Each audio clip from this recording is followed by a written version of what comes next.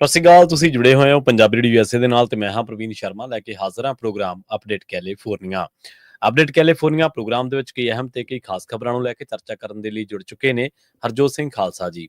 ਹਰਜੋਤ ਸਿੰਘ ਜੀ, ਸਤਿ ਸ਼੍ਰੀ ਅਕਾਲ, ਸਵਾਗਤ ਹੈ ਜੀ। ਸਤਿ ਸ਼੍ਰੀ ਅਕਾਲ, ਧੰਨਵਾਦ ਜੀ ਆਇਆਂ ਨੂੰ। ਪੰਜਾਬੀ ਰੇਡੀਓ USA ਦੇ ਜਿੰਨੇ ਵੀ ਸਰੋਤੇ ਸਾਡੇ ਸਾਰੇ ਹੀ AM ਸਟੇਸ਼ਨਸ, FM ਸਟੇਸ਼ਨਸ, ਘਰਾਂ ਵਿੱਚ ਰੇਡੀਓ ਸੈਟਸ ਦੇ ਰਾਹੀਂ, ਟੈਲੀਫੋਨ ਦੇ ਰਾਹੀਂ, ਫੇਸਬੁੱਕ, YouTube ਤੇ ਲਾਈਵ ਦੇਖ ਰਹੇ ਹੋ, ਸੁਣ ਰਹੇ ਹੋ, ਸਾਰਿਆਂ ਨੂੰ ਜੀ ਆਇਆਂ ਨੂੰ ਤੇ ਬਹੁਤ ਹੀ ਪਿਆਰ ਤੇ ਸਤਿਕਾਰ ਭਰੀ ਸਤਿ ਸ਼੍ਰੀ ਅਕਾਲ ਸਰੋਤਿਓ। ਅੱਜ ਸਤੰਬਰ ਦੀ 2 ਤਰੀਕ ਆ ਤੇ ਦਿਨ ਸੋਮਵਾਰ ਆ ਤੇ ਤੁਹਾਡੇ ਦਿਨ ਮੰਗਲਵਾਰ ਆ ਤੇ ਤੁਹਾਡੇ ਲਈ ਸ਼ਾਮ ਦਾ ਅਪਡੇਟ ਕੈਲੀਫੋਰਨੀਆ ਪ੍ਰੋਗਰਾਮ ਲੈ ਕੇ ਹਾਜ਼ਰ ਹੋਏ ਹਾਂ ਜੀ। ਅਪਡੇਟ ਕੈਲੀਫੋਰਨੀਆ ਪ੍ਰੋਗਰਾਮ ਨੂੰ ਸਪਾਂਸਰ ਕਰਦੇ ਨੇ ਖਾਲਸਾ ਇੰਸ਼ੋਰੈਂਸ ਏਜੰਸੀ ਵਾਲੇ, ਜਿਨ੍ਹਾਂ ਤੋਂ ਤੁਸੀਂ ਹਰ ਤਰੀਕੇ ਦੀ ਇੰਸ਼ੋਰੈਂਸ ਲੈ ਸਕਦੇ ਹੋ। ਇੰਸ਼ੋਰੈਂਸ ਬਾਰੇ ਪਤਾ ਕਰਨ ਦੇ ਲਈ ਇਹਨਾਂ ਦਾ ਨੰਬਰ ਹੈ 408-272-2500। ਇਹ 1992 ਤੋਂ ਲਗਾਤਾਰ ਇੰਸ਼ੋਰੈਂਸ ਬਿਜ਼ਨਸ ਦੇ ਵਿੱਚ ਸ਼ਾਨਦਾਰ ਸੇਵਾਵਾਂ ਦੇ ਰਹੇ ਨੇ ਤੇ ਅਮਰੀਕਾ ਭਰ ਦੇ ਵਿੱਚ ਇੰਸ਼ੋਰੈਂਸ ਕਰਦੇ ਨੇ। ਓਬਾਮਾ ਕੇਅਰ, ਮੈਡੀਕੇਅਰ ਜਾਂ ਫਿਰ ਕਵਰਡ ਕੈਲੀਫੋਰਨੀਆ ਬਾਬਤ ਪਾਲਿਸੀ ਕਰਵਾਉਣ ਦੇ ਲਈ, ਸਲਾਹ ਲੈਣ ਦੇ ਲਈ ਅੱਜ ਹੀ ਕਾਲ ਕਰੋ 408-272-2500 ਤੇ। ਟਰਕੀਅਨ ਇਮੀਗ੍ਰੇਸ਼ਨ ਲਾ ਫਰਮ ਵਾਲੇ ਜੇ ਟਰਕੀਆਣਾ, ਟੌਨੀ ਟਰਕੀਆਣਾ ਦੇ ਨਾਲ ਤੁਸੀਂ US ਇਮੀਗ੍ਰੇਸ਼ਨ ਬਾਬਤ ਕੋਈ ਵੀ ਸਲਾਹ ਕਰਨੀ ਹੈ, ਕੋਈ ਵੀ ਸਵਾਲ ਪੁੱਛਣਾ ਤੇ ਇਹਨਾਂ ਦਾ ਨੰਬਰ ਹੈ 415-909-0503। Gurbachan Singh Nagra, Sacramento, Balwinder Singh Pawla, San Jose, Gurdev Singh Sohal, ਐਂਟੀਲੀਓ, Barinder Singh Boyal, Yuba City, Avtar Singh Manzil, Clovis ਤੇ ਪਰਮਜੀਤ ਸਿੰਘ ਦਾਖਾ, ਬਰਕਲੇ। ਇਹਨਾਂ ਸਾਰੇ ਹੀ ਸਪਾਂਸਰਸ ਦਾ ਬਹੁਤ ਬਹੁਤ ਧੰਨਵਾਦ। ਤੇ ਜੇਕਰ ਤੁਸੀਂ ਵੀ ਪੰਜਾਬੀ USA ਦੇ ਇਹਨਾਂ ਪ੍ਰੋਗਰਾਮਾਂ ਨੂੰ ਸਪਾਂਸਰ ਕਰਨਾ ਚਾਹੁੰਦੇ ਹੋ ਤਾਂ ਸਟੂਡੀਓ ਦਾ ਨੰਬਰ ਹੈ 408-272-5200 ਜੀ। ਅੱਜ ਦੀਆਂ ਖਬਰਾਂ ਵੱਲ ਚਲੀਏ ਤੇ ਹਾਊਸ ਦੀ ਜਿਹੜੀ ਓਵਰਸਾਈਟ ਕਮੇਟੀ ਹੈਗੀ ਆ, ਉਹਨਾਂ ਨੇ ਹਜ਼ਾਰਾਂ ਦੇ ਕਰੀਬ ਜੋ ਐਪਸਟੀਨ ਫਾਈਲਸ ਹੈਗੀਆਂ ਉਹਨਾਂ ਨੂੰ ਰਿਲੀਜ਼ ਕੀਤਾ ਹੈਗਾ, tens of thousands of files ਨੂੰ। ਇਹ ਰਿਲੀਜ਼ ਉਸ ਟਾਈਮ ਦੇ ਉੱਤੇ ਆਇਆ ਜਦੋਂ ਡਿਪਾਰਟਮੈਂਟ ਆਫ ਜਸਟਿਸ ਨੇ ਸਪੀਨਾ ਕੀਤਾ ਸੀ ਤੇ ਡਿਪਾਰਟਮੈਂਟ ਆਫ ਜਸਟਿਸ ਨੇ ਪਹਿਲਾਂ ਵੀ ਰਿਲੀਜ਼ ਕੀਤੀ ਸੀ ਆਡੀਓ ਤੇ ਟਰਾਂਸਕ੍ਰਿਪਟ ਜੋ ਇੰਟਰਵਿਊ ਹੋਈ ਸੀ ਐਪਸਟੀਨ ਦੀ ਅਕੰਪਲਿਸ ਜੋ ਸੀਗੀ ਗਿਸਲੇਨੀ ਮੈਕਸਵੈਲ। ਬਹੁਤ ਸਾਰੇ ਜਿਹੜੇ ਰਿਪਬਲਿਕਨਸ ਆ ਉਹ ਕਹਿੰਦੇ ਸੀ ਵੀ ਟਰਾਂਸਪੇਰੈਂਸੀ ਹੋਣੀ ਚਾਹੀਦੀ ਹੈ, ਇਹਦੇ ਵਿੱਚ ਸਾਰੀਆਂ ਫਾਈਲਸ ਜਿਹੜੀਆਂ ਉਹ ਰਿਲੀਜ਼ ਹੋਣੀਆਂ ਚਾਹੀਦੀਆਂ। ਜੋ ਰੈਕਰਡਸ ਰਿਲੀਜ਼ ਕੀਤੇ ਗਏ ਆ ਉਹਨਾਂ ਦੇ ਵਿੱਚ ਬਹੁਤ ਸਾਰੀਆਂ ਫਾਈਲਸ, ਫਲਾਈਟ ਲੌਗਸ, ਕੋਰਟ ਫਾਈਲਿੰਗਸ ਤੇ ਸਰਵੇਲੈਂਸ ਫੁਟੇਜ ਵਗੈਰਾ ਹੈਗੀ ਆ। ਰੈਕਰਡ ਰਿਲੀਜ਼ ਉਸ ਟਾਈਮ ਤੇ ਆਏ ਆ ਜਦੋਂ GOP ਲਾ ਮੇਕਰਸ ਪੁਸ਼ ਕਰ ਰਹੇ ਸੀ, ਕਹਿੰਦੇ ਵੀ ਨਹੀਂ ਤਾਂ ਅਸੀਂ ਵੋਟਿੰਗ ਦੇ ਲਈ ਲੈ ਕੇ ਆਵਾਂਗੇ ਚੈਂਬਰ ਦੇ ਉੱਤੇ ਤੇ ਤਾਂ ਕਿ ਸਾਰੀਆਂ ਫਾਈਲਾਂ ਜਿਹੜੀਆਂ ਰਿਲੀਜ਼ ਕੀਤੀਆਂ ਜਾ ਸਕਣ। 30,000 ਪੇਜਸ ਜੋ ਆ ਉਹ ਐਪਸਟੀਨ ਰੈਕਰਡਸ ਦੇ ਰਿਲੀਜ਼ ਆਲਰੇਡੀ ਹੋ ਚੁੱਕੇ ਆ, ਐਗਜ਼ੈਕਟ 33,295 ਦੇ ਕਰੀਬ। ਕੁਛ ਜਿਹੜੀਆਂ ਐਪਸਟੀਨ ਨਾਲ ਰਿਲੇਟਡ ਫਾਈਲਸ ਹੈਗੀਆਂ ਉਹਨਾਂ ਨੂੰ ਪਬਲਿਕ ਵੀ ਕੀਤਾ ਗਿਆ ਹੈਗਾ ਤੇ ਹਾਊਸ ਓਵਰਸਾਈਟ ਡੈਮੋਕ੍ਰੇਟਸ ਨੇ ਕਿਹਾ ਵੀ ਮੋਸਟ ਆਫ ਦਾ ਫਾਈਲ ਜਿਹੜੀਆਂ ਆ ਉਹ turn over by department of justice ਪਹਿਲਾਂ ਹੀ ਉਹ ਪਬਲਿਕ ਦੇ ਵਿੱਚ ਸੀਗੀਆਂ, ਵੀ ਹਜੇ ਵੀ ਜਿਹੜੀਆਂ ਬਹੁਤ ਸਾਰੀਆਂ ਫਾਈਲਸ ਆ ਉਹਨਾਂ ਨੂੰ ਹਜੇ ਵੀ ਉਹ ਰਿਲੀਜ਼ ਨਹੀਂ ਕਰ ਰਹੇ ਹੈਗੇ। ਸੋ ਇਹ ਅੱਜ ਦੀ ਖਬਰ ਆ ਵੀ ਬਹੁਤ ਸਾਰੀਆਂ ਫਾਈਲਸ ਰਿਲੀਜ਼ ਕੀਤੀਆਂ ਗਈਆਂ ਜੀ। ਅਗਲੀ ਗੱਲ ਕਰੀਏ, NBC ਦੀ ਇੱਕ ਰਿਪੋਰਟ ਜਿਹੜੀ ਆ ਉਹ ਦੱਸ ਰਹੀ ਹੈ ਵੀ ਸਿਟਰਸ ਫਾਰਮਸ ਤੋਂ ਲੈ ਕੇ ਸੈਂਟਰਲ ਵੈਲੀ ਦੇ ਜਿੰਨੇ ਵੀ ਕੰਸਟਰਕਸ਼ਨ ਸਾਈਟਸ ਨੇ ਉੱਥੇ ਜਿਹੜੇ ਘਰ ਬਣ ਰਹੇ ਨੇ ਜਾਂ ਬਿਜ਼ਨਸ ਨੇ ਉਹ ਅੱਜ ਕੱਲ੍ਹ ਜਿਹੜੇ ਨੇ ਖਾਲੀ ਦਿਖਾਈ ਦਿੰਦੇ ਨੇ। ਕਹਿੰਦੇ ਵੀ ਇਹਦੇ ਨਾਲ ਕੈਲੀਫੋਰਨੀਆ ਦੇ ਖਾਸ ਕਰਕੇ ਲਾਸ ਐਂਜਲਸ ਦੇ ਵਿੱਚ ਪੈਲੀਸੇਡਸ ਜਾਂ ਹੋਰ ਜਿਹੜੇ ਵੀ ਅੱਗਾਂ ਕਰਕੇ ਜਿਹੜੇ ਇਲਾਕੇ ਤਬਾਹ ਹੋਏ ਸੀ ਉਹਨਾਂ ਦੇ ਵਿੱਚ ਕਹਿੰਦੇ ਵੀ ਜਿਹੜੇ ਚੱਲ ਰਿਹਾ ਸੀ ਕੰਮ ਉਹ ਅੱਜ ਕੱਲ੍ਹ ਰੁਕਿਆ ਦਿਖਾਈ ਦੇ ਰਿਹਾ। ਕਾਰਨ ਕੀ ਹੈ ਕਿ ਜਿਹੜੀ ਇਮੀਗ੍ਰੇਸ਼ਨ ਕ੍ਰੈਕਡਾਊਨ ਆ, ਇਮੀਗ੍ਰੇਸ਼ਨ ਇਨਫੋਰਸਮੈਂਟ ਆ, ਉਹਦੇ ਕਰਕੇ ਜਿਹੜੇ ਇਮੀਗ੍ਰੈਂਟ ਨੇ ਉਹ ਡਰੇ ਹੋਏ ਨੇ। ਕਹਿੰਦੇ ਵੀ ਇਹ ਜਿਹੜੀਆਂ ਦੋਨੇ ਸੈਕਟਰ ਨੇ, ਖਾਸ ਕਰਕੇ ਜਿਹੜੀ ਕੰਸਟਰਕਸ਼ਨ ਹੈ ਜਾਂ ਜਿਹੜੀਆਂ ਸਿਟਰਸ ਫਾਰਮਿੰਗ ਹੈ ਜਾਂ ਹੋਰ ਜਿਹੜੀ ਫਾਰਮਿੰਗ ਹੈ, ਇਹ ਕਹਿੰਦੇ ਵੀ ਸਟੇਟ ਦੇ ਵਿੱਚ 4 ਟ੍ਰਿਲੀਅਨ ਦੀ ਜਿਹੜੀ ਇਕਨੋਮੀ ਉਹਦੇ ਵਿੱਚ ਵੱਡਾ ਹਿੱਸਾ ਹੈ ਐਗਰੀਕਲਚਰ ਦਾ, ਕੰਸਟਰਕਸ਼ਨ ਦਾ, ਹੌਸਪਿਟੈਲਿਟੀ ਦਾ। ਤੇ ਇਹ ਕਹਿੰਦੇ ਵੀ ਸਾਰੇ ਇਸ ਟਾਈਮ ਜਿਹੜੇ ਸੈਕਟਰ ਨੇ ਉਹ ਇਫੈਕਟ ਹੋਏ ਨੇਗੇ। ਇਹਨਾਂ ਦੇ ਕਹਿੰਦੇ ਹਾਰਡੈਸਟ ਹਿੱਟ ਤਾਂ ਹੋਇਆ ਕਿਉਂਕਿ ਕੈਲੀਫੋਰਨੀਆ ਦਾ ਜਿਹੜਾ ਇਮੀਗ੍ਰੈਂਟ ਵਰਕਫੋਰਸ ਆ ਉਹ ਹੁਣ ਕਹਿੰਦੇ ਵੀ ਉਹਦੇ ਵਿੱਚ ਜਿਹੜੇ ਵਰਕਰਸ ਨੇ ਉਹ ਛੱਡ ਕੇ ਲਗਾਤਾਰ ਜਾ ਰਹੇ ਨੇ ਕੰਮਾਂ ਨੂੰ ਤੇ ਇਹਦਾ ਜਿਹੜਾ ਬਹੁਤ ਵੱਡਾ ਅਸਰ ਆ ਉਹ ਕੰਮਾਂ ਕਾਰਾਂ ਉੱਤੇ ਪੈ ਰਿਹਾ। ਆਪਾਂ ਲੰਘੇ ਦਿਨੀ ਵੀ ਇੱਕ ਖਬਰ ਜਿਹੜੀ ਹਰਜੋਤ ਸਿੰਘ ਖਾਲਸਾ ਜੀ ਨੇ ਸਾਂਝੀ ਕੀਤੀ ਸੀ, ਉਹਦੇ ਵਿੱਚ ਦੱਸਿਆ ਗਿਆ ਸੀਗਾ ਵੀ ਟਰੰਪ ਦੀ ਜਿਹੜੀ ਐਡਮਿਨਿਸਟ੍ਰੇਸ਼ਨ ਹੈ ਇਹਦੇ ਤੋਂ ਡਰ ਕੇ ਜਾਂ ਇਹਦੇ ਤੋਂ ਜਿਹੜਾ ਉਹ ਖੌਫਜ਼ਦਾ ਹੋ ਕੇ 1.2 ਮਿਲੀਅਨ ਜਿਹੜੇ ਲੋਕ ਨੇ ਉਹ ਅਮਰੀਕਾ ਨੂੰ ਛੱਡ ਕੇ ਚਲੇ ਗਏ ਨੇ। ਉਹਨਾਂ ਦੇ ਕੋਲੇ ਹੋ ਸਕਦਾ ਵੀ ਕਿਸੇ ਤਰੀਕੇ ਦੇ ਕੋਈ ਡਾਕੂਮੈਂਟ ਨਾ ਹੋਣ ਜਾਂ ਉਹਨਾਂ ਦੇ ਕੋਈ ਕ੍ਰਿਮੀਨਲ ਹਿਸਟਰੀ ਹੋਵੇ, ਕੋਈ ਵੀ ਕਾਰਨ ਉਹਨਾਂ ਦੇ ਪਿੱਛੇ ਹੋ ਸਕਦਾ ਜਾਣ ਦਾ, ਪਰ ਇੰਨੀ ਵੱਡੀ ਗਿਣਤੀ ਦੇ ਵਿੱਚ ਉਹ ਕਹਿੰਦੇ ਵੀ ਛੱਡ ਕੇ ਚਲੇ ਗਏ ਨੇ। ਇਹਨਾਂ ਦੇ ਵਿੱਚੋਂ ਵੱਡੀ ਗਿਣਤੀ ਉਹ ਵੀ ਨੇ ਜਿਨ੍ਹਾਂ ਦੀ ਗਿਣਤੀ 5 ਲੱਖ ਦੇ ਕਰੀਬ ਦੱਸੀ ਜਾ ਰਹੀ, ਜਿਹੜੇ ਆਲਰੇਡੀ ਅਮਰੀਕਾ ਦੇ ਵਿੱਚ ਕਿਸੇ ਨਾ ਕਿਸੇ ਕੰਮ ਤੇ ਲੱਗੇ ਹੋਏ ਸੀਗੇ। ਸੋ ਹੁਣ ਕਹਿੰਦੇ ਵੀ ਬਿਲੀਅਨਸ ਆਫ ਡਾਲਰ ਜਿਹੜੇ ਨੇ ਉਹ ਬਿਜ਼ਨਸ ਜਿਹੜੇ ਨੇ ਉਹ ਆਉਣ ਵਾਲੇ ਟਾਈਮ ਦੇ ਵਿੱਚ ਉਹਨਾਂ ਤੇ ਅਸਰ ਪਊਗਾ। ਜਿਹੜੀ ਇਸ ਟਾਈਮ ਇਕੋਨਮੀ ਆ 4th ਲਾਰਜੈਸਟ ਜਿਹੜੀ ਇਕੋਨਮੀ ਆ ਇਸ ਟਾਈਮ ਵਰਲਡ ਦੇ ਵਿੱਚ ਗਿਣੀ ਜਾ ਸਕਦੀ ਹੈ ਕੈਲੀਫੋਰਨੀਆ ਦੀ, ਤੇ ਇਹਦੇ ਉੱਤੇ ਜਿਹੜਾ ਅਸਰ ਪੈਣਾ ਉਹ ਸੁਭਾਵਿਕ ਹੈ।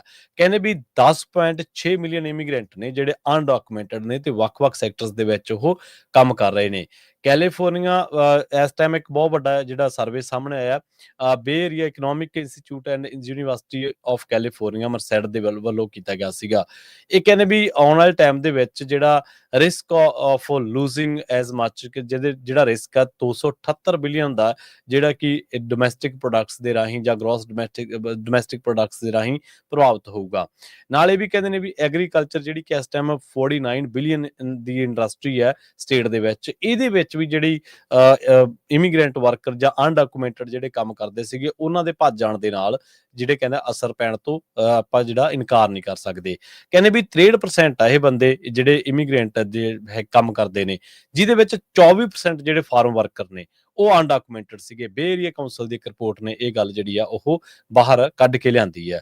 ਤੇ ਜਿੰਨੇ ਸਟ੍ਰਾਬੇਰੀ ਤੋੜਨ ਵਾਲੇ, ਹੋਰ ਜਿੰਨੇ ਵੀ ਫਾਰਮ ਵਰਕਰ, ਪਿਕਸ ਪੈਕਸ ਕਰਨ ਵਾਲੇ, ਹੋਰ ਵੀ ਜਿੰਨੇ ਵੀ ਕੰਮ ਕਰਦੇ ਨੇ, ਉਹਨਾਂ ਸਾਰਿਆਂ ਦੇ ਵਿੱਚ ਹੀ ਕਹਿੰਦੇ ਵੀ ਇਹ ਜਿਹੜਾ ਆਉਣ ਵਾਲੇ ਟਾਈਮ ਦੇ ਵਿੱਚ ਆਈਸ ਦੇ ਛਾਪਿਆਂ ਦਾ, ਇਮੀਗ੍ਰੇਸ਼ਨ ਕ੍ਰੈਕਡਾਊਨ ਦਾ ਜਿਹੜਾ ਪ੍ਰਭਾਵ ਆ ਉਹ ਪੈਣਾ ਲਾਜ਼ਮੀ ਆ। ਤੇ ਜਿਹੜੇ ਇਹਨਾਂ ਦੇ ਹੱਕ ਦੇ ਵਿੱਚ ਆਵਾਜ਼ ਚੁੱਕਦੇ ਸੀਗੇ ਉਹਨਾਂ ਨੂੰ ਜਿਹੜੀ ਵਾਇਲੈਂਸ ਮਾਰ ਗਈ। ਲਾਸ ਐਂਜਲਸ ਦੇ ਵਿੱਚ ਜਿਹੜੀ ਵਾਇਲੈਂਸ ਹੋਈ ਸੀ ਉਹਦੇ ਕਰਕੇ ਜਿਹੜੀਆਂ ਹੱਕ ਦੇ ਵਿੱਚ ਵੀ ਆਵਾਜ਼ਾਂ ਉੱਠ ਰਹੀਆਂ ਸਨ ਇਮੀਗ੍ਰੈਂਟਸ ਦੇ ਹੱਕ ਦੇ ਵਿੱਚ, ਉਹ ਆਵਾਜ਼ਾਂ ਵੀ ਮੱਧਮ ਹੋ ਗਈਆਂ ਜੀ।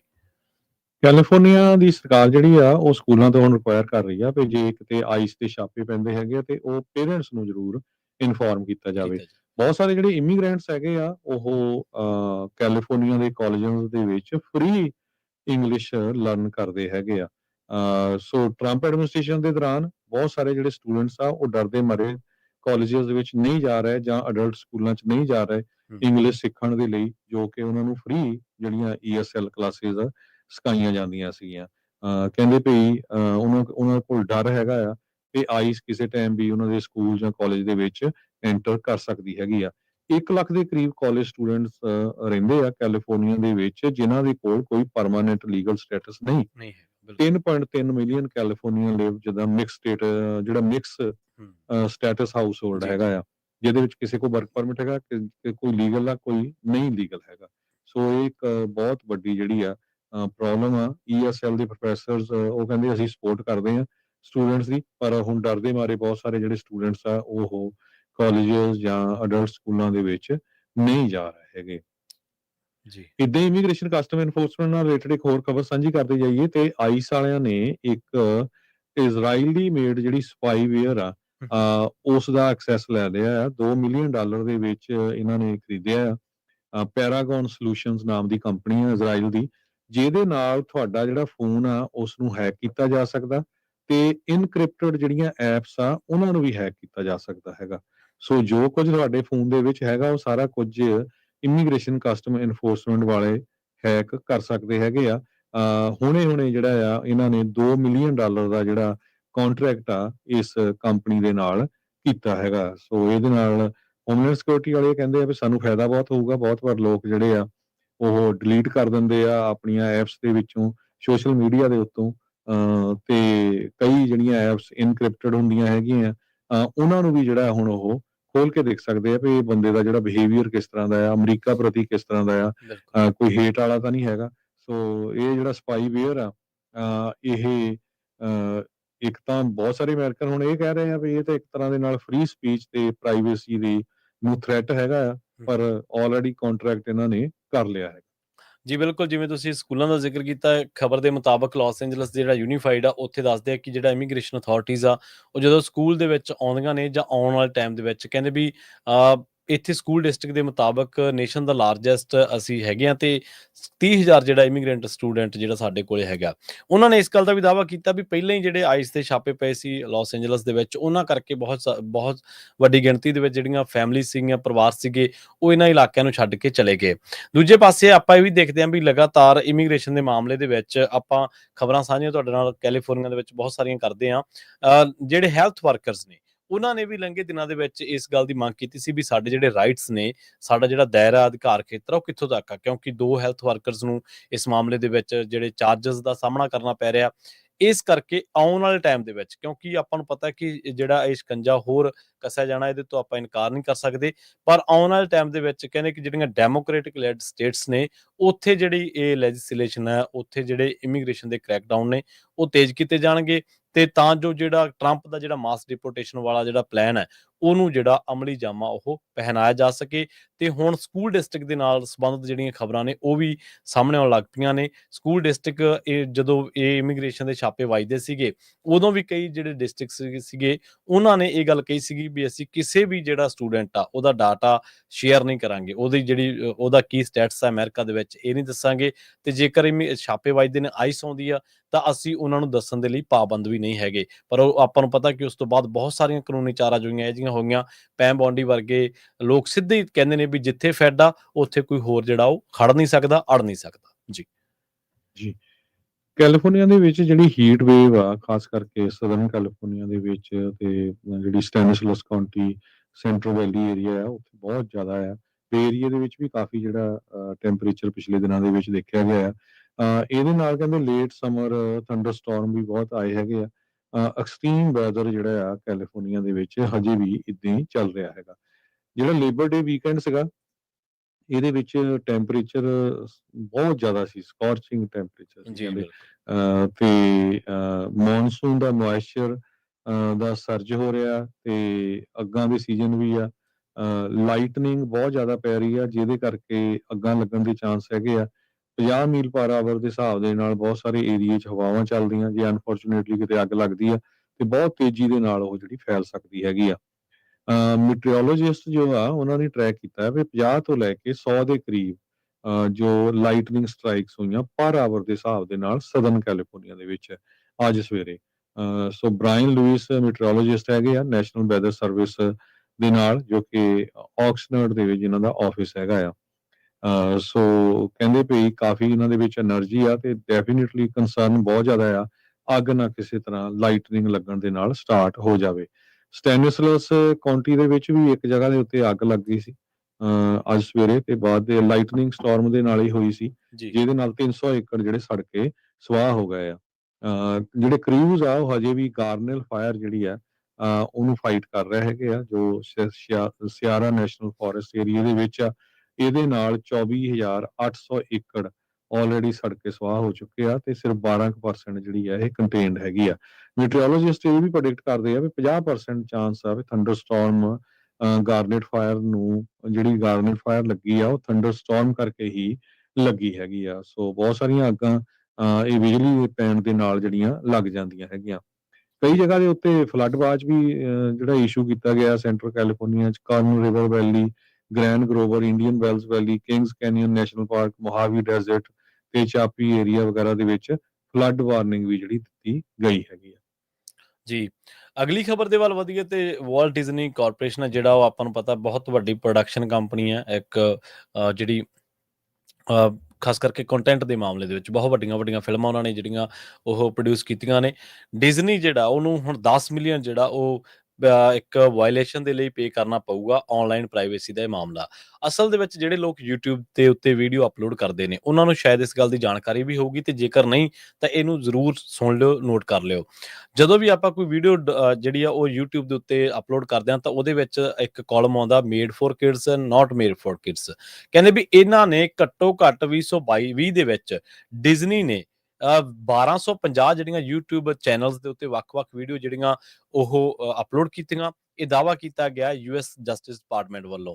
ਇਨਵੈਸਟੀਗੇਸ਼ਨ ਦੇ ਵਿੱਚ ਸਾਹਮਣੇ ਇਹ ਆਇਆ, ਦੋਸ਼ ਲੱਗੇ ਕਿ ਡਿਜ਼ਨੀ ਨੇ ਜਿਹੜੀਆਂ ਇਹ ਇੱਕ ਕਾਲਮ ਆਉਂਦਾ ਮੇਡ ਫॉर ਕਿਡਸ, ਉਹਦੇ ਵਿੱਚ ਅਲਾਉ ਨਹੀਂ ਕੀਤਾ, ਤੇ ਜਿਹੜੀਆਂ ਬਾਅਦ ਦੇ ਵਿੱਚ ਵੀਡੀਓ ਚੱਲ ਪਈਆਂ YouTube ਦੇ ਉੱਤੇ, ਉਹਦੇ ਵਿੱਚ ਦੱਸਿਆ ਗਿਆ, ਇਹਨਾਂ ਨੇ ਲਿਖਿਆ ਵੀ ਨਾਟ ਮੇਡ ਫॉर ਕਿਡਸ।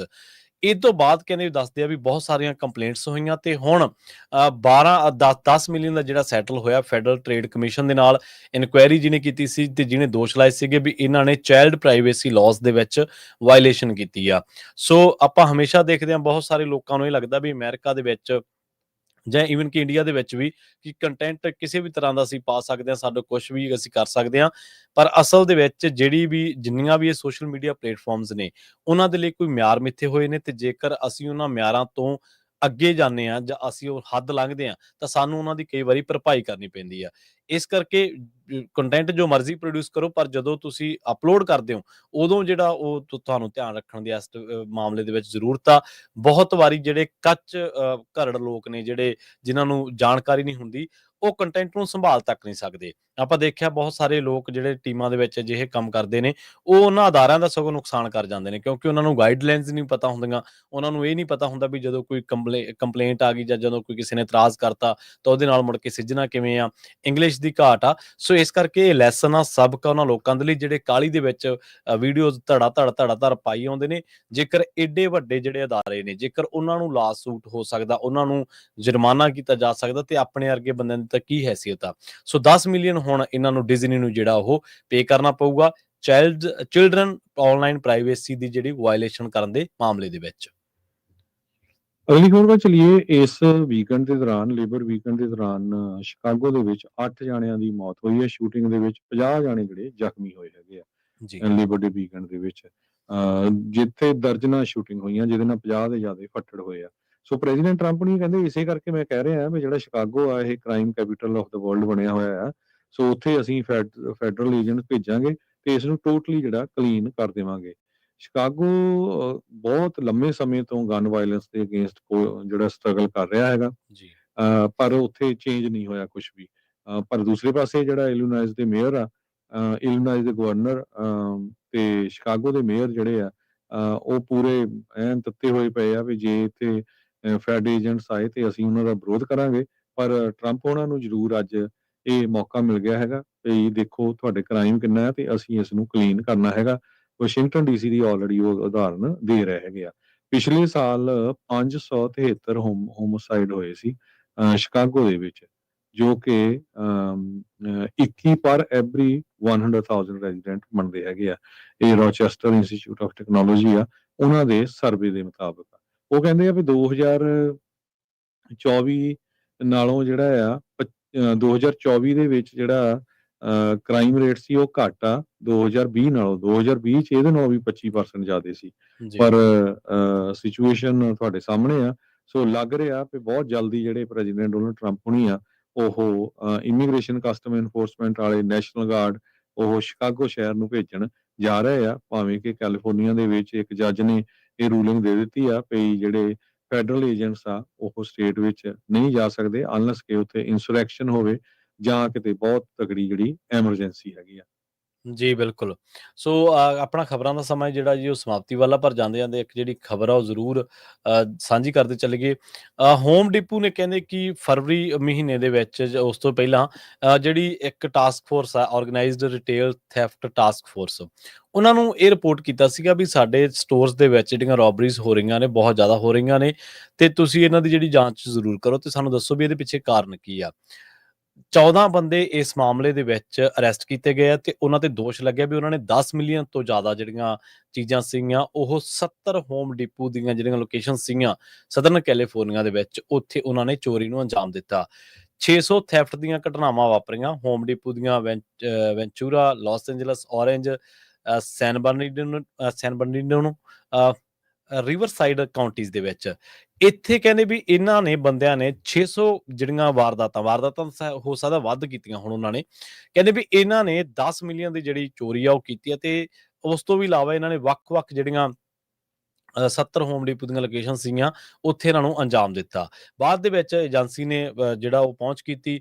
ਜਦੋਂ ਸਰਵੇਲੈਂਸ ਵੀਡੀਓ ਜਿਹੜੀ ਆ ਉਹ ਸਾਹਮਣੇ ਆਈ, ਇਹਨਾਂ ਨੇ ਵੀਡੀਓ ਦੇ ਵਿੱਚ ਦੇਖਿਆ, ਅਗਸਤ 14 ਦੀ ਗੱਲ ਆ, ਉਹ ਘਟਨਾ ਵੀ ਸਾਂਝੀ ਕਰਦੇ ਆ। ਉਹ ਕਹਿੰਦੇ ਵੀ ਕੁਛ ਬੰਦੇ ਜਿਹੜੇ ਨੇ ਉਹ ਆਉਂਦੇ ਨੇ ਤੇ ਥੋੜਾ ਜਿਹਾ ਸਮਾਨ ਜਿਹੜਾ ਕਹਿੰਦੇ ਵੀ ਐਂਟਰ ਹੁੰਦੇ ਨੇ ਤੇ ਥੋੜਾ ਜਿਹਾ ਸਮਾਨ ਚੋਰੀ ਕਰਕੇ ਜਾਂ ਕੁਛ ਕਰਕੇ ਫੇਰ ਕੋਈ ਨਾ ਕੋਈ ਭੇਸ ਬਦਲਾ ਕੇ, ਫੇਰ ਕੋਈ ਨਾ ਕੋਈ ਉਹ ਕੋਈ ਆਪਣੀ ਦਿੱਖ ਬਦਲਾ ਕੇ ਆਉਂਦੇ ਨੇ। ਕਹਿੰਦੇ ਵੀ ਇੱਕ ਬੰਦਾ ਇਹਨਾਂ ਦੇ ਵਿੱਚ ਅਜਿਹਾ ਜਿਹਨੇ 48 ਵਾਰ ਜਿਹੜੇ ਨੇ ਉਹ ਆਪਣੇ ਜਿਹੜੇ ਉਹ ਚੇਂਜ ਕੀਤੇ, ਤੇ ਇਸ ਟਾਈਮ ਉਹ ਕਹਿੰਦੇ ਵੀ ਜੇਕਰ ਇਹ ਬੰਦਿਆਂ ਨੂੰ ਵਾਕਈ ਦੋਸ਼ ਸਾਬਤ ਹੋ ਜਾਂਦਾ, ਜਿਹਨੇ ਇਨਵੈਸਟੀਗੇਸ਼ਨ ਕੀਤੀ ਏਜੰਸੀ ਨੇ, ਉਹ ਸੱਚ ਸਾਬਤ ਹੋ ਜਾਂਦਾ, ਤਾਂ ਇਹਨਾਂ ਨੂੰ ਜਿਹੜਾ 32 ਸਾਲਾਂ ਦੀ ਜਿਹੜੀ ਆ ਉਹ ਸਟੇਟ ਪ੍ਰਿਜ਼ਨ ਦੇ ਵਿੱਚ ਗੁਜ਼ਾਰਨੇ ਪੈ ਸਕਦੇ ਆ। ਸੋ ਤੁਸੀਂ ਦੇਖੋ ਵੀ ਬਹੁਤ ਸਾਰੇ ਹੋਮ ਡਿਪੂ ਦੇ ਤਾਂ ਇਹੋ ਜਿਹੀਆਂ ਲੋਕੇਸ਼ਨਸ ਹੋਣਗੀਆਂ ਜਿੱਥੇ ਲੋਕ ਜਾਂਦੇ ਆ ਤੇ ਉਹ ਆਪਦਾ ਸਮਾਨ ਲੈ ਕੇ ਆ ਜਾਂਦਾ, ਤੇ ਈਵਨ ਕਿ ਉਹ ਚੈੱਕ ਵੀ ਨਹੀਂ ਕਰਦੇ ਹੋਣੇ ਵੀ ਇਹਨੇ ਸਾਰੀਆਂ ਲਾਲੀਆਂ ਜਿਹੜੀਆਂ ਚੀਜ਼ਾਂ ਕਿ ਨਹੀਂ ਲਾਈਆਂ। ਸੋ ਹੁਣ ਸਾਰੇ ਸਟੋਰੀ ਜਿਹੜੇ ਆ ਉਹ ਇਸ ਗੱਲੋਂ ਹੈਰਾਨ ਵੀ ਆ, ਪਰੇਸ਼ਾਨ ਵੀ ਆ, ਤੇ ਉਹਨਾਂ ਨੂੰ ਲੈ ਆ ਵੀ ਜੇ ਇਹ ਵਰਤਾਰੇ ਇਸ ਤਰ੍ਹਾਂ ਹੀ ਚੱਲਦੇ ਰਹੇ ਤਾਂ ਆਪਾਂ ਜਿਹੜਾ ਉਹ ਬਹੁਤਾ ਚਿਰ ਬਿਜ਼ਨਸ ਨਹੀਂ ਕਰ ਸਕਾਂਗੇ। ਲੰਘੇ ਦਿਨਾਂ ਦੇ ਵਿੱਚ ਇੱਕ ਇੰਡੀਅਨ ਬੀਬੀ ਦੀ ਵੀਡੀਓ ਬਹੁਤ ਵਾਇਰਲ ਹੋਈ ਸੀ, ਟਾਰਗੇਟ ਦੇ ਵਿੱਚੋਂ 1300 ਦਾ ਸਮਾਨ। ਹੁਣ ਦੇਖੋ ਉਹਨੇ ਕੋਈ ਨਾ ਮੂੰਹ ਛੁਪਾਇਆ ਨਾ ਕੁਛ, ਉਹਨੇ ਟਾਰਗੇਟ ਦੇ ਵਿੱਚੋਂ $1300 ਦਾ ਸਮਾਨ ਚੱਕ ਲਿਆ। ਤੇ ਜਿਹੜੇ ਬੰਦੇ ਪ੍ਰੋਫੈਸ਼ਨਲ ਚੋਰ ਨੇ, ਮਤਲਬ ਜਿਨ੍ਹਾਂ ਨੂੰ ਟ੍ਰਿਕਾਂ ਪਤਾ ਨੇ, ਜਿਨ੍ਹਾਂ ਨੂੰ ਸਾਰਾ ਕੁਝ ਪਤਾ, ਉਹ ਕਿੰਨੀ ਵੱਡੀ ਅਮਾਊਂਟ ਦੇ ਵਿੱਚ ਚੋਰੀਆਂ ਕਰਦੇ ਹੋਣਗੇ, ਇਹਦਾ ਅੰਦਾਜ਼ਾ ਲਾਉਣਾ ਵੀ ਬਹੁਤ ਔਖਾ ਜੀ। ਤੇ ਆਪਾਂ ਸਟਾਕ ਮਾਰਕੀਟ ਦੀ ਗੱਲ ਕਰਨੀ, ਉਹ ਤੋਂ ਪਹਿਲਾਂ ਜੇ ਇਕੋਨਮੀ ਦੀ ਗੱਲ ਕਰਦੇ ਜਾਈਏ ਤੇ ਕਹਿੰਦੇ economy on the brink of recession by the end of this year. ਜੀ ਇਹ ਜਿਹੜੇ ਮੂਡੀਜ਼ ਦੇ ਇਕੋਨੋਮਿਸਟ ਆ, ਉਹਨਾਂ ਨੇ ਵਾਰਨਿੰਗ ਦਿੱਤੀ ਹੈਗੀ ਆ। ਹਾਲਾਂਕਿ ਜਿਹੜੇ ਪ੍ਰੈਜ਼ੀਡੈਂਟ ਡੋਨਲਡ ਟਰੰਪ ਆ ਤੇ ਉਹਨਾਂ ਦਾ ਜਿਹੜਾ ਐਡਮਿਨਿਸਟ੍ਰੇਸ਼ਨ ਇਹ ਕਹਿ ਰਿਹਾ ਅਮਰੀਕਨ ਲੋਕਾਂ ਨੂੰ, ਜਿਹੜੀ ਯੂਐਸ ਦੀ ਇਕੋਨਮੀ ਹੈ ਧੜਾ ਧੜ ਉੱਪਰ ਨੂੰ ਜਾ ਰਹੀ ਹੈਗੀ ਆ, hands at the wheel is roaring, ਬਹੁਤ ਵਧੀਆ ਹੈਗੀ ਆ। ਪਰ ਮਾਰਕ ਜ਼ੈਂਡੀ ਜੋ ਚੀਫ ਇਕੋਨੋਮਿਸਟ ਹੈਗੇ ਮੂਡੀਜ਼ ਐਨਾਲਿਟਿਕਸ ਦੇ, ਉਹਨਾਂ ਨੇ ਵਾਰਨਿੰਗ ਦਿੱਤੀ ਹੈ ਜੋ ਰੈੱਡ ਇੰਡੀਕੇਟਰਸ ਆ ਰਹੇ ਆ ਐਵਰੀ ਕਾਰਨਰ ਦੇ ਵਿੱਚ, ਹਾਊਸਿੰਗ ਤੋਂ ਲੈ ਕੇ ਏਮਪਲੋਇਮੈਂਟ ਤੋਂ ਲੈ ਕੇ ਕੰਜ਼ਿਊਮਰ ਪ੍ਰਾਈਸਿਸ ਨੂੰ ਲੈ ਕੇ, ਉਹਦੇ ਚ ਕਹਿੰਦੇ ਵੀ ਇਹ ਲੱਗ ਰਿਹਾ ਵੀ ਬਹੁਤ ਛੇਤੀ ਜਿਹੜਾ ਆ ਯੂਐਸ ਰਿਸੈਸ਼ਨ ਚ ਆ ਰਿਹਾ ਆ ਐਂਡ ਆਫ 2025। ਤੇ ਕਹਿੰਦੇ ਵੀ ਰਾਈਟ ਨਾਓ ਤਾਂ ਨਹੀਂ ਹੈ ਰਿਸੈਸ਼ਨ, ਪਰ ਕੁਝ ਮਹੀਨਿਆਂ ਦੇ ਵਿੱਚ ਤੁਸੀਂ ਦੇਖੋਗੇ। ਇਹ ਵੀ ਦੱਸ ਜਾਈਏ ਸਰੋਤਿਆਂ ਨੂੰ, ਮਾਰਕ ਜ਼ੈਂਡੀ ਜੋ ਇਕੋਨੋਮਿਸਟ ਹੈਗੇ ਆ, ਇਹ ਪਹਿਲੇ ਇਕੋਨੋਮਿਸਟ ਸੀ ਜਿਨ੍ਹਾਂ ਨੇ 2008 ਦੇ ਵਿੱਚ ਜਦੋਂ ਰਿਸੈਸ਼ਨ ਆਇਆ ਸੀ, ਉਸ ਸਭ ਤੋਂ ਪਹਿਲਾਂ ਇਹਨਾਂ ਨੇ ਹੀ ਵਾਰਨਿੰਗ ਦਿੱਤੀ ਸੀ ਵੀ ਭਾਈ ਬਹੁਤ ਵੱਡਾ ਰਿਸੈਸ਼ਨ ਆ ਰਿਹਾ। ਸੋ ਜਿਹੜੇ ਲੋਕ ਪੁਰਾਣੇ ਰਹਿ ਰਹੇ ਉਹਨਾਂ ਨੂੰ ਪਤਾ ਵੀ 2008, 9, 10 ਦੇ ਵਿੱਚ ਕਿੱਦਾਂ ਜਿਹੜੀ ਘਰਾਂ ਦੀਆਂ ਪ੍ਰਾਈਸਿਸ ਜਿਹੜੀਆਂ ਆ ਉਹ ਇੱਕਦਮ ਹੀ 50% ਤੱਕ ਜਿਹੜੀਆਂ ਡਿੱਗ ਪਈਆਂ ਸੀਗੀਆਂ। ਈਵਨ ਬੇ ਏਰੀਏ ਦੇ ਵਿੱਚ ਵੀ ਜਿਹੜੇ ਮਿਲੀਅਨ ਡਾਲਰ ਦੇ ਘਰ ਸੀ ਉਹ 5-5 ਲੱਖ ਦੇ ਹੋ ਗਏ ਸੀ। ਸੋ ਹੋਰ ਬਹੁਤ ਜ਼ਿਆਦਾ ਜਿਹੜਾ ਅਸਰ ਪਿਆ ਸੀ। ਲੋਕ ਆਪਣੀਆਂ ਕਾਰਾਂ ਨੂੰ ਖਾਸ ਕਰਕੇ ਜਿਹੜੇ H1B ਵੀਜ਼ੇ ਵਾਲੇ ਸੀ ਉਹ 에ਅਰਪੋਰਟਾਂ ਦੇ ਛੱਡ ਕੇ ਵਾਪਸ ਇੰਡੀਆ ਨੂੰ ਚਲੇ ਗਏ ਸੀ। ਸੋ ਇਦਾਂ ਦੀ ਸਿਚੁਏਸ਼ਨ ਆਈ ਸੀ। ਸੋ ਮਾਰਕ ਜ਼ੈਂਡੀ ਹੁਣੀ ਜਿਹੜੀ ਆ ਇਹ ਸਟੇਟਮੈਂਟ ਜਾਰੀ ਕੀਤੀ ਆ ਵੀ ਬਹੁਤ ਜਲਦੀ ਜਿਹੜਾ ਰਿਸੈਸ਼ਨ ਜੋ ਰੈਡ ਇੰਡੀਕੇਟਰਸ ਆ ਰਹੇ ਆ ਉਹ ਲੱਗ ਰਿਹਾ ਵੀ ਆਪਾਂ ਰਿਸੈਸ਼ਨ ਵੱਲ ਨੂੰ ਜਾ ਰਹੇ ਜੀ। ਤੇ ਜਾਂਦੇ ਜਾਂਦੇ ਆਪਾਂ ਸਟਾਕ ਦੀ ਤੇ ਜਿਹੜੀ ਕਰੰਸੀ ਰੇਟ ਦੇ ਬਾਰੇ ਜ਼ਰੂਰ ਦੱਸਦੇ ਚੱਲੀਏ ਜੀ। ਸਟਾਕ ਮਾਰਕੀਟ ਅੱਜ ਡਾਊਨ ਰਹੀ ਆ, ਸ਼ੇਕੀ ਆ ਕਾਫੀ ਗਰਾਊਂਡਸ ਦੇ ਉੱਤੇ, ਗਲੋਬਲੀ ਜੋ ਕੁਝ ਵਾਪਰਿਆ ਹੈਗਾ ਉਹਨੂੰ ਲੈ ਕੇ ਵੀ। ਤੇ ਡਾਊ ਜੋਨ ਇੰਡਸਟਰੀਅਲ ਡਾਊਨ ਗਿਆ 0.55%, ਕਲੋਜ਼ ਹੋਇਆ 45,295.81 ਦੇ ਉੱਤੇ। S&P 500 ਇੰਡੈਕਸ ਡਾਊਨ ਗਿਆ 0.69%, ਕਲੋਜ਼ ਹੋਇਆ 6415.54 ਦੇ ਉੱਤੇ। ਨੈਸਡੈਕ ਡਾਊਨ ਗਿਆ 0.82% ਤੇ ਕਲੋਜ਼ ਹੋਇਆ 21,279.63 ਦੇ ਉੱਤੇ। ਜੀ। ਇਸੇ ਤਰ੍ਹਾਂ ਜੇਕਰ ਕਰੰਸੀ ਦੀ ਗੱਲ ਕਰੀਏ ਤਾਂ ਅੱਜ ਇੱਕ US ਡਾਲਰ ਦੀ ਕੀਮਤ ਕੈਨੇਡਾ ਦੇ $1 ਤੇ 38 ਸੈਂਟ ਦੇ ਬਰਾਬਰ, ਇੰਡੀਆ ਦੇ 88 ਰੁਪਏ ਤੇ 3 ਪੈਸਿਆਂ ਦੇ ਬਰਾਬਰ, ਤੇ ਪਾਕਿਸਤਾਨ ਦੇ 283 ਰੁਪਏ ਤੇ 71 ਪੈਸਿਆਂ ਦੇ ਬਰਾਬਰ ਇੱਕ ਅਮਰੀਕੀ ਡਾਲਰ ਦੀ ਕੀਮਤ ਰਹੀ ਹੈ ਜੀ।